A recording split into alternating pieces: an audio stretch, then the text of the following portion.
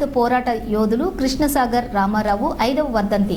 తెలంగాణ సాయుధ పోరాట యోధులు కృష్ణసాగర్ రామారావు 5వ వర్ధంతి సూర్యాపేట జిల్లా నడిగూడెం మండలం రామాపురంలో జరిగింది.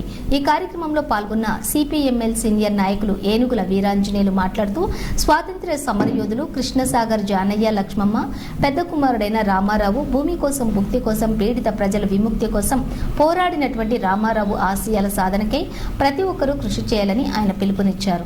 ఈ కార్యక్రమంలోని సిపిఎం నాయకులు, కుటుంబ సభ్యులు పొన్నం ఏసయ్య, కృష్ణ, సాగరపు వీరబాబు, వాసు, పవన్, సౌభాగ్యం, రామానుజమ్మ, పద్మావతి, స్వర్ణలత తదితరులు పాల్గొన్నారు. రామారావు స్తూపం వద్ద చిత్రపటానికి పూలమాలలు వేసి నివాళులర్పించారు.